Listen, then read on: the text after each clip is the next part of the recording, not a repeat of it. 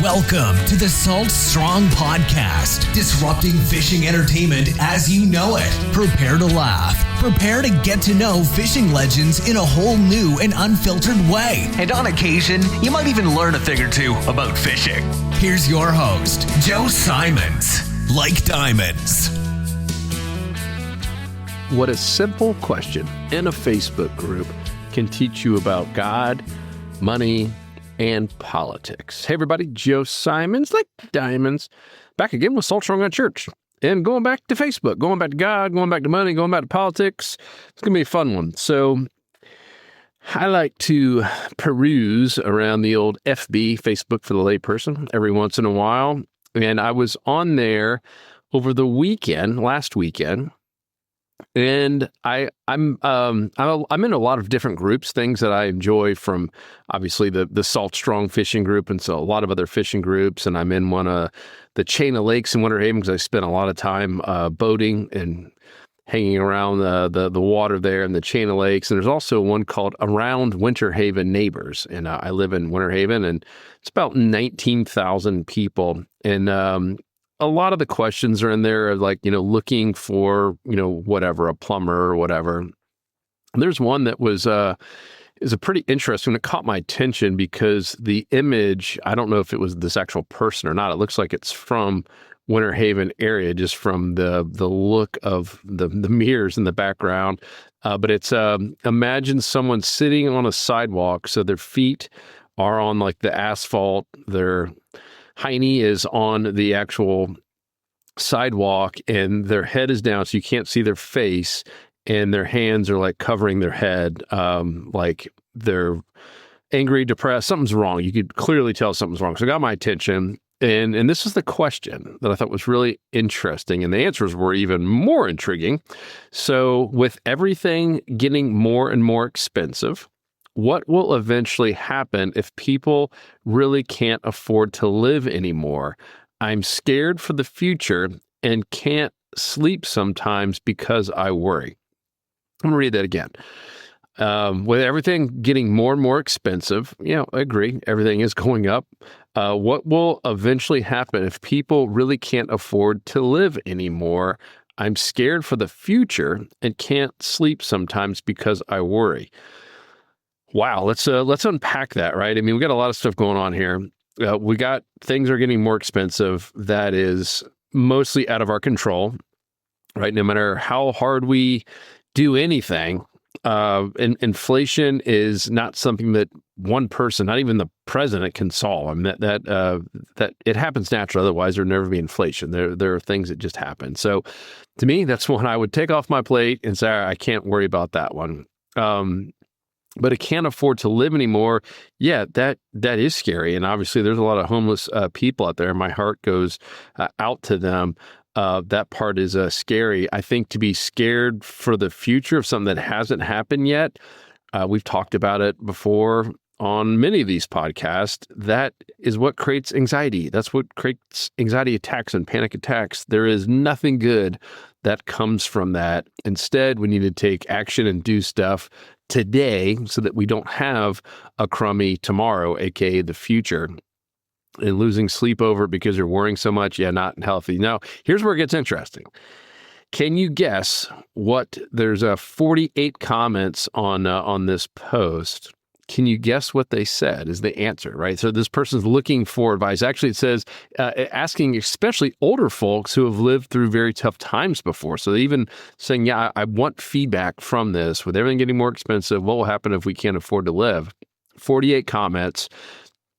I've read most of them. It started off going to God, and I don't think that's the right answer. I think it can't hurt. It can only help, but God just can't solve all of the problems just because you believe in God. I know a lot of people that believe in God and even pray, but if you don't actually have a job or work or, have employment and wake up and add value to the world, that doesn't solve your problems. And there's literally people, and that part drives me crazy sometimes. People say, oh, just pray to God. Like, yeah, that's certainly better than cursing them out or telling them to do something stupid like going gambling on what they have left. But that is not the answer. And then after like multiple people said, yeah, just prayer. This one person, and that's when it gets political. For all the people saying give it to God, let me remind you, their current administration claim to be Christians, and they're cutting the funding for the needy, blah blah blah, and acting like criminals. And so then it starts getting into politics. And then the whole thing flips from God, which was probably the better of all the answers on there, even though that's not the answer. I'm going to share with you what I believe the answer is. Then it starts going to politics. As you can imagine, that person who made the comment about the administration, then it starts saying, well, yeah, you need to vote blue or red, whatever. Everyone has an opinion on it, obviously. And so it started with God and prayer. Once again, not the answer, but better.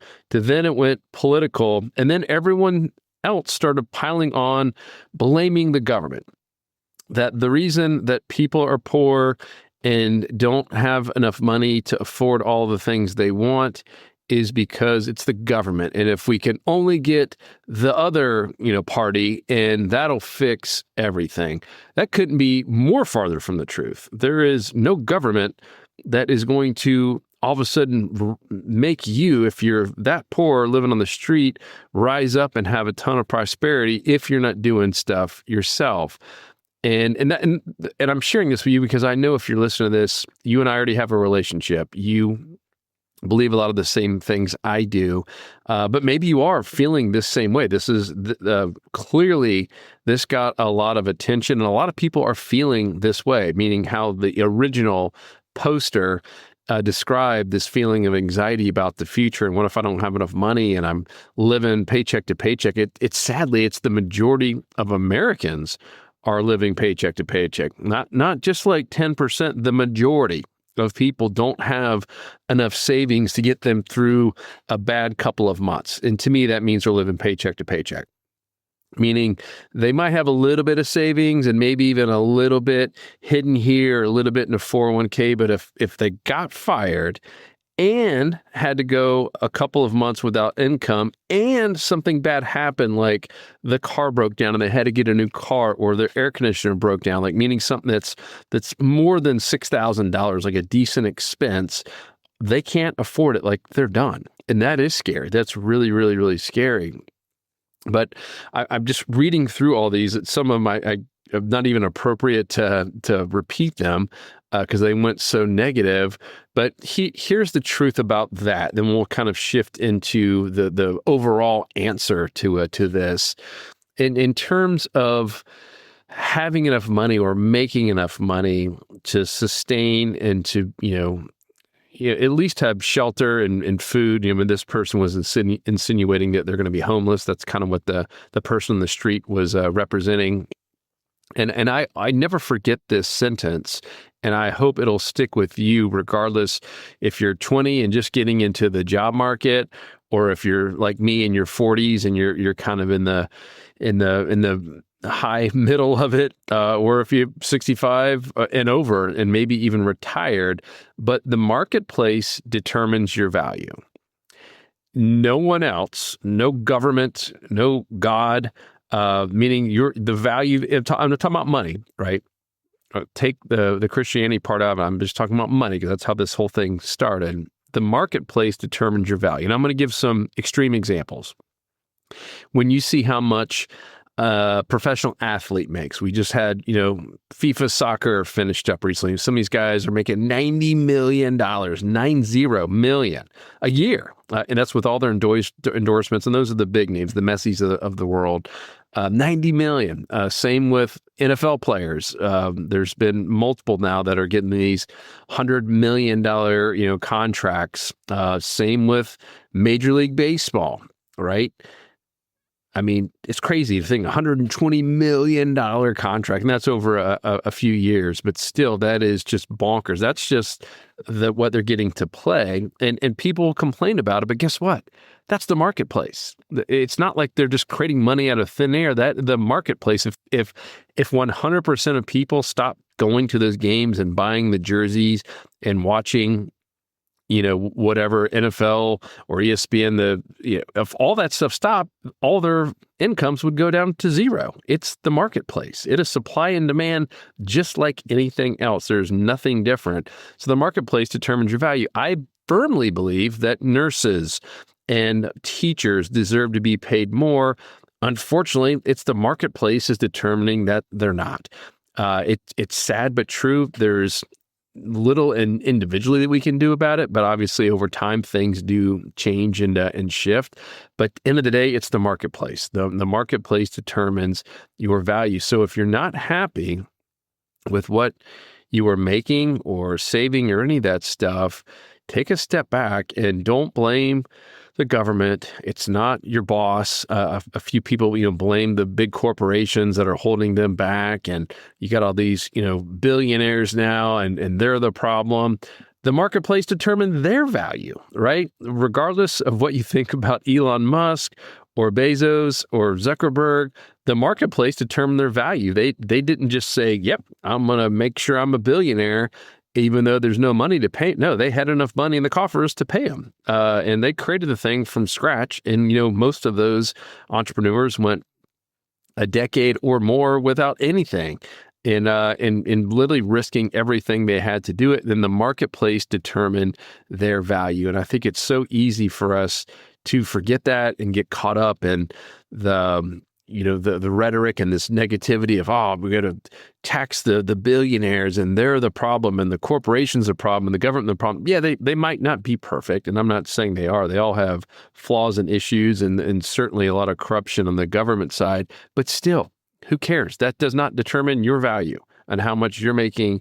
And of course, how much you're making determines how much you can save, et cetera. So I just want to remind everyone that I wish if the whole world thought that, we'd all start elevating ourselves more, and the marketplace determines your value. And I'll give another example kind of on the lower end. I'll be careful because this person might actually be listening, because I encourage them to listen to this podcast. But I was approached by someone who is not doing well. They're, I'm going to say 38, 40, and still kind of making that barely above minimum wage. Let's just say barely above minimum wage. And got a little bit of my time, and I like to help as many people as I can. Can't help everyone. And was, complaining about this and a bad boss at the old job. And it was a lot of excuses. And so one of my first questions that I think caught this person off guard was, all right, tell me what book you're reading. It's like deer in the headlights. All right. And obviously I knew the answer because I don't really like reading much. I was like, all right, what was the last business book or self-help book that you read? Same excuse. I'm not a reader. And then I can't help you. If you're literally not helping yourself, don't expect me just to give you the answer, or the government or a boss or a corporation or anyone. There is free libraries. I mean, nowadays you can get most of the stuff free online. You can kind of learn almost any skill. Obviously, you can't just become a doctor or a lawyer without taking certain tests, but you can learn most skills online. And I know what this person does because I see some of their actions on Facebook on the weekends, and they're getting drunk and they're out just doing stuff and spending a lot of money in very little time, meaning they're spending a lot of money on entertainment and doing things like going to baseball games and NFL games, and still complaining that they're barely making above minimum wage and don't have any money saved up and are stressed out. And I get that. And I feel for this person. If the person's listening, you know who you are, I feel for you. I've been praying for you. But I'd be doing you and everyone listening a horrible disservice if I didn't tell you the truth. And if I just said, like that person on Facebook, just keep praying to God, things will turn around. I don't believe that. I believe that is a huge part of it. You need God in your life more than ever, and you certainly should be praying on it, but you still got to go take action. Just because you pray and are a good person doesn't mean just awesome things are just going to come into your world. Once again, the marketplace determines your value. And if you're not elevating yourself up in some form or fashion, whether it's growing your network or adding value to other people's lives or And what I always go back to is like read books. I mean, business books. I read still, it's not a book a week, but it's probably a book every other week. And so you think about that in a given year, let's just call it 20 to 24 books that I've read, like good business books. And I read and listen to a lot of podcasts in between those. And they say a good, book like autobiography or a business book or a self-help book, it's about 10 to 20 years of someone's experience as an expert in that field. Guys, think about the knowledge that you gain just from reading one book, let alone 20 or 30 of them in a given year. You're getting like 10 to 20 years of an expert, like it could be Tony Robbins or Jim Rohn or whoever it might be, Napoleon Hill. I mean, all these great books that have really gone now through generations of people because they make such a big impact. And I think it's such a shame that people won't take the time to either read or listen to good podcasts, get around other people instead of spending a couple $1,000s, going on some entertainment trip or buying the latest 90-inch TV, spend it on some education, go to a conference. You'd be amazed what can happen from just even a single conference. Some of them I've gone to that have cost a couple grand and I make 60 or 70 just from like one connection or one thing I learned in there. And it's not all about money, but I do want to circle back because that was really the origination of this question that I saw on Facebook was all about money. What if I don't have enough money to survive and keep shelter of my head? So the answer is elevate yourself, continue to pray to God. You need God in your life. Go to church, be around great people, and find ways that you can move yourself up the totem pole where the marketplace will give you more value.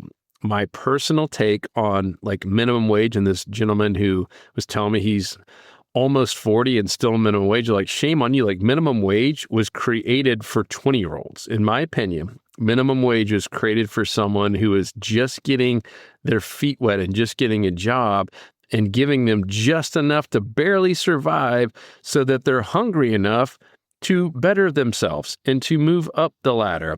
If you're 40 or above or even really 30 and above and still making minimum wage, that's on you. That's not the government. That's not a bad boss. That's not a corporation. You are stuck for whatever reason. It could be a variety of reasons, but you are stuck. And the great news is you have the power to dig yourself out of that muck and elevate yourself where you're not stressed out about it. And it's not going to happen overnight. That's the other fallacy that so many of us, including me, we all want stuff fast. When I started Salt Strong, I wanted it really fast. And Luke and I burned through all our money. And there were some times where I was stressed. I mean, I had to sell my house. I know the feeling of not having money. And I had a family to support. My wife had quit her job. We had no income coming in. We're renting now, sold all of our assets to keep Salt Strong going. So I know that feeling. It's not fun. At the same point, guess what I had to cut out? I cut out TV, literally. I didn't even watch the Super Bowl that year because I was writing blogs and trying to find ways to dig myself and Salt Strong out of the muck. I mean, Luke and I went literally all in. I mean, both of us were renting. We didn't own a house. I owned a car. That was really about it. I owned a used vehicle, but that was it. We weren't doing big fancy dinners and we weren't going to NFL games. We were doing the bare minimum because we didn't want to be at 40 years old and not have any money saved up and not be able to do things for our kids and with our kids. So at some point, it's on you. And like I said, I didn't have a silver spoon in my mouth. We had to work for it. And I'm going to do the same thing with my kids, even though we've done a good job of saving. We're going to make them work for it. One, they're going to value it more. And two, you got to teach them what hard work is and how to think outside the box and how to elevate themselves where the marketplace will determine your value. So I apologize if this one came off as a more of a sermon, but it just hit me after reading that and having that conversation with that gentleman. This is rabid across America where so many people are feeling this way and so many people are, getting paid minimum wage or just higher at an age, in my opinion, they shouldn't be. And and they want to continue to blame others, at some point we have to look in the mirror and say, all right, I'm here because of my decisions or lack of action in some cases. And what am I going to do to dig myself out? And I would challenge you, like, go to the library. You don't even have to buy the $15 book on Amazon. You could literally go to any library in pretty much any city and get a free library card and check out a book. We still do that with our kids, and we have the money to buy the books. I still love the kids going to a library like I did growing up and learning how to read. And learning how to pick out really good books and getting kind of addicted to reading in books. It is, in my opinion, one of the absolute best ways to elevate yourself and increase your value, so you're not worried about being homeless on the side of a street like this person. So I hope this helps. I always pray before every one of these that it reaches the right person. If you have someone that you know is struggling, forward this to them. It helps the Salt Strong get found more, meaning, both of our podcasts, the normal fishing one and the unchurched version, helps it get found more. So share it. Make sure to like and subscribe if you haven't already. But really, if you have anyone, it could be a best friend. It could be yourself, obviously, and a spouse needs to hear this as well. It could be a child, and maybe you don't want to be the bad cop, if you will, and kind of tell them some truths. I'll be the bad cop. Forward it on. I don't mind. It won't hurt my feelings whatsoever, because it is the truth, and I really do pray it reaches the right people. So love you guys. If you have any thoughts, questions, or just want to send me hate mail because you don't like this episode, joe@saltstrong.com. Or if you have questions, and I'm being genuine here, if you do have questions like that gentleman about, how to dig yourself out, one, listen to the podcast, and two, if you have specific ones or even specific books or, people or places that you need to go visit or meet, etc., let me know. I'd love to help out in any way that I can. joe@saltstrong.com. Otherwise, I will talk to you on the next episode. 'Cause fishing, it's in my soul. It was passed down to me from the days of old. To find us on the water if there was a way. It's been said my papa, he wrote the book on catching big reds and 20-pound snook. I wish I knew all the things he knew today. For he's the reason why we are this way. And he put fishing